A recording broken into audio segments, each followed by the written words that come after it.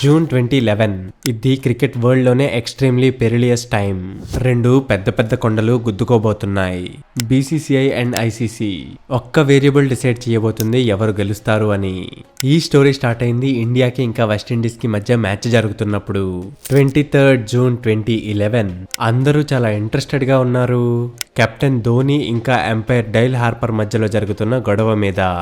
ఆ మ్యాచ్ లో almost umpire చెప్పిన ప్రతి డెసిషన్ మీద ఇండియన్ టీం తిరగబడింది. సీనియర్ ప్లేయర్ వచ్చి మీడియాకి డైరెక్ట్ గా చెప్పాడు, we don't want him and you can coat this as a reaction of entire Indian team.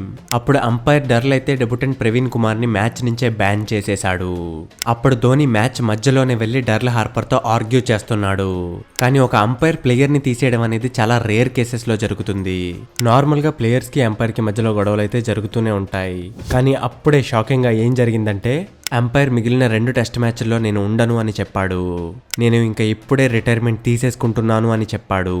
అందరికీ ఇదో పెద్ద బ్రేకింగ్ న్యూస్ అయిపోయింది. Social media, press, cricket fans. కానీ సర్ప్రైజింగ్లీ ఐసీసీ ఒక్క మాట కూడా చెప్పలేదు తనని ఉండమని. ఐసీసీ అసలు ఎందుకు సైలెంట్ గా ఉంది? డైల్ హార్పర్ అడిగాడు ఐసీసీ ధోనికి అగెనిస్ట్ గా యాక్షన్ ఎందుకు తీసుకోలేదు అని. ఐసీసీ నిజానికి ఎందుకు ఏం మాట్లాడలేదు అంటే because they couldn't afford to. దీని తర్వాత ఇప్పుడు వార్ అయితే జరగబోతుంది డిఆర్ఎస్ ఇంకా బీసీసీఐ మధ్యలో. ఈ డిఆర్ఎస్ గురించి ఐసీసీ అండ్ బీసీసీఐ అయితే అరౌండ్ 2 years కొట్టుకున్నాయి. బీసీసీఐ అయితే first India versus Sri Lanka match లో దీన్ని ఇంప్లిమెంట్ చేద్దాం అనుకుంది. కానీ బాల్ ట్రాకింగ్ యొక్క యాక్యురసీ తక్కువ ఉండడం వల్ల ఇంకా ఎక్విప్మెంట్ హెవియర్ కాస్ట్ వల్ల బీసీసీఐ దీన్ని రిఫ్యూజ్ చేసేసింది. ఐసీసీ అయితే ఎలాగోలా మిగతా బోర్డ్స్ అన్నిటిని కన్విన్స్ చేసేసింది. వాళ్ళు కూడా మెల్లమెల్లగా డిఆర్ఎస్ సిస్టమ్ ని ఇంప్లిమెంట్ చేయడం స్టార్ట్ చేశారు. మెల్లమెల్లగా అన్ని క్రికెట్ బోర్డ్స్ కూడా దాన్ని ఇంప్లిమెంట్ చేసేసాయి ఎక్సెప్ట్ ఇండియా. క్రికెట్ వరల్డ్ లో బీసీసీఐనే గుండా కాబట్టి ఇది ఏది చెప్తే అదే నడుస్తుంది. కానీ ఐసీసీ యునానిమస్లీ కంటిన్యూస్ గా రికమెండ్ చేస్తూనే ఉంది డిఆర్ఎస్ సిస్టమ్ ని. అది కూడా కేవలం టెస్ట్స్ లోనే కాదు, ఓడిఐ ఇంకా T20s లో కూడా. 26th ఐసీసీ యాన్యువల్ మీట్ అయితే జరగబోతుంది హాంకాంగ్ లో. అందులో మొత్తం వరల్డ్ అంతా చెప్పారు బీసీసీఐ కూడా డిఆర్ఎస్ సిస్టమ్ ని ఇంప్లిమెంట్ చేయాలి అని. కానీ బీసీసీఐ చెప్పింది no matter we oppose it అని. రెండు పార్టీలు ఇప్పుడు వార్ కైతే సిద్ధంగా ఉన్నాయి. మీడియా చెప్పింది అంపైర్ యొక్క ఇనాక్యురసీని డిఆర్ఎస్ రెక్టిఫై చేస్తుంది అని. మెల్లగా ఈ డిస్కషన్ మీడియా దగ్గర నుంచి బోర్డ్ రూమ్స్ వరకు వెళ్ళింది. ఐసీసీ అయితే ఎంతో కొంత కాంప్రమైజ్ అవ్వడానికి రెడీగా ఉంది. కానీ బీసీసీఐ అయితే కొంచెం కూడా వినడానికి కూడా సిద్ధంగా లేదు. ఎందుకంటే డిఆర్ఎస్ సిస్టమ్ లో ఇనాక్యురసీ ఉంది బాల్ ట్రాకింగ్ కి. కానీ అందరూ అప్పుడు అదే అనుకున్నారు, డిఆర్ఎస్ వాజ్ ద ఫ్యూచర్. ఎందుకంటే అప్పటికే ప్రపంచంలో చాలా గేమ్స్ లో ఇలాంటి వాటిని ఇంప్లిమెంట్ చేసేశారు. సో ఇదైతే క్లియర్, టెక్నాలజీని గేమ్ లో ఇంప్లిమెంట్ చేయాల్సిందే. కానీ ఇక్కడ క్వశ్చన్ ఏంటంటే ఎలా? Hence the compromise. బీసీసీఐ అయితే అగ్రీ చేసింది డిఆర్ఎస్ ని ఆల్ ఇంటర్నేషనల్ మ్యాచెస్ లో యూజ్ చేస్తామని. కానీ హాక్ ఐ బాల్ ట్రాకర్ అయితే యూజ్ చెయ్యమని చెప్పారు. అప్పుడు ఐసీసీ దీన్ని మేనేజ్ చేద్దాం అనుకుంది ఇన్వాల్వ్ అయ్యున్న ఇండివిజువల్ బోర్డ్స్ తో. అందుకే ఈ కాంప్రమైజ్ అయితే అంత సింపుల్ దేమీ కాదు. ఇప్పుడు ఐసీసీకి అయితే అన్ని ఇండివిజువల్ బోర్డ్స్ ని కన్విన్స్ చేయాల్సి ఉంది ఎందుకు ఇండియాకి స్పెషల్ ట్రీట్మెంట్ అని. అందుకే ఇప్పుడు 2 బోర్డులు కూడా లాట్ ఆఫ్ ప్రెషర్ అండర్ లో ఉన్నాయి.